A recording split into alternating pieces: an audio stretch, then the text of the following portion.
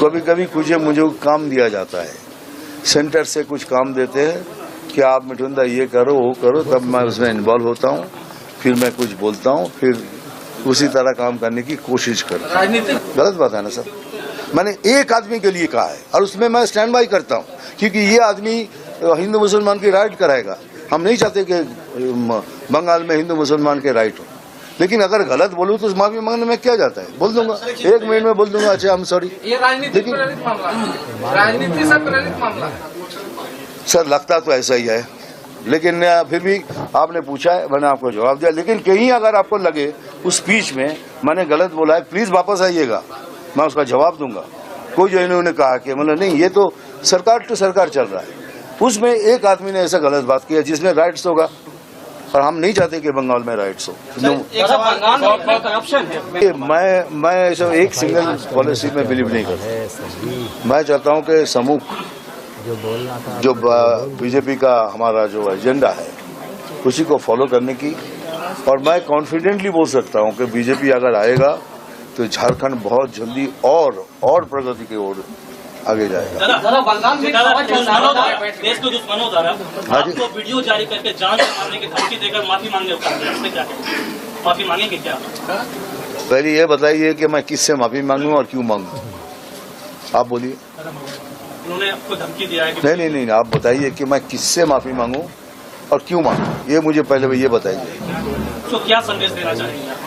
तो माफी मैं किससे मांगूं? वीडियो जो जारी कर, मैं तो किसी को कुछ कहा नहीं, तो मैं माफी किससे मांगूंगा? एक सेकंड सर, माफी मांगूंगा तो होगा ना कि आपसे मैंने कुछ कहा है तो मैं आपसे माफी मांगूंगा। मैं तो किसी से कुछ कहा नहीं। मैंने एक आदमी को, और एक बार बोलता हूँ, एक आदमी को बोला है जिन्होंने ये कम्युनल कार्ड खेल रहा है। अजीज साथियों, अभी पीछे एक वीडियो मिथुन चक्रवर्ती की एक वायरल हुई थी और उन्होंने उस वीडियो के अंदर मुसलमानों पर निशाना साधते हुए कहा था कि मुसलमानों को काटकर उनकी ज़मीन में दफन कर दिया जाएगा। यानी कुछ इस तरीके से वीडियो जो थी वो मिथुन चक्रवर्ती की तरफ जो थी मंसूब की जा रही थी। अजीज साथियों, आइए उनकी एक और वीडियो आई है मिथुन चक्रवर्ती की, इस वीडियो को ज़रा आप लोग समाप्त कर लीजिए। इस वीडियो में और क्या मामला है ज़रा आप लोग सुन लीजिए। 1 मिनट में बोल दूंगा अच्छा हम सॉरी। ये राजनीति से प्रेरित मामला है सर, लगता तो ऐसा ही है, लेकिन फिर भी आपने पूछा है, मैंने आपको जवाब दिया। लेकिन कहीं अगर आपको लगे उस स्पीच में मैंने गलत बोला है, प्लीज वापस आइएगा, मैं उसका जवाब दूंगा। कोई जो इन्होंने कहा कि मतलब नहीं, ये तो सरकार टू सरकार चल रहा है, उसमें एक आदमी ने ऐसा गलत बात किया जिसमें राइट्स होगा, और हम नहीं चाहते कि बंगाल में राइट्स हो। मैं एक सिंगल पॉलिसी में बिलीव नहीं करता। मैं चाहता हूं कि समूह जो बीजेपी का हमारा जो एजेंडा है उसी को फॉलो करने की, और मैं कॉन्फिडेंटली बोल सकता हूं कि बीजेपी अगर आएगा तो झारखंड बहुत जल्दी और प्रगति की ओर आगे जाएगा। देश को दुश्मनों द्वारा आपको वीडियो जारी करके जान से मारने की धमकी देकर माफी मांगे, माफी मांगेंगे क्या? पहले ये बताइए कि मैं किससे माफी मांगूं और क्यों मांगूं, आप बोलिए। उन्होंने आपको धमकी दिया है कि नहीं, आप बताइए कि मैं किससे माफी मांगूं और क्यों मांगूं, ये मुझे पहले ये बताइए। तो क्या संदेश देना चाहेंगे? तो माफी मैं किससे मांगूं? वीडियो जो जारी कर, मैं तो किसी को कुछ कहा नहीं, तो मैं माफी किससे मांगूंगा? एक सेकंड सर, माफी मांगूंगा तो होगा ना कि आपसे मैंने कुछ कहा है तो मैं आपसे माफी मांगूंगा। मैं तो किसी से कुछ कहा नहीं। मैंने एक आदमी को, और एक बार बोलता हूँ, एक आदमी को बोला है जिन्होंने ये कम्युनल कार्ड खेल रहा है। उन्होंने कहा कि 2 घंटे के अंदर हम लोग 70% मुस्लिम है, 30% हिंदू है, हम हिंदू लोगों को 2 घंटे के अंदर काट के भागीरथी में बहा देंगे। मैं उसके खिलाफ बात की, क्योंकि ये आदमी हिंदू मुस्लिम में राइट कराएगा, और हम नहीं चाहते कि पश्चिम बंगाल के हिंदू मुसलमान के राइट हो। तो मैं किसी भी तरह किसी भी कम्युनल कार्ड के अगेंस्ट में बोलूंगा, और ये मैंने बोला है। लेकिन कोई कम्युनिटी के बारे में कभी कुछ नहीं कहा, सिर्फ आज नहीं, अब मेरा फ्यूचर देख लिया, बैक साइड में देखिए, मैंने जिंदगी में कभी भी किसी भी कम्युनिटी के बारे में ना कुछ कहा है, ना अभी कहा है, ना अब भी कह रहा हूँ और ना आगे भी कहूँगा। तो माफ़ी मैं किससे मांगूँ? मैंने कुछ कहा होगा तो मांगू ना। ये जो हो रहा है कि मेरे इतने से बात को लेके कट, अब इसको डॉक्टर किया जा रहा है, उसका अपनी कहानी बता रहा है कि देखो मुसलमान को धमकी दे रहा है या किसी को। पूरे मेरे स्पीच में मुसलमान लफ्ज तक नहीं है।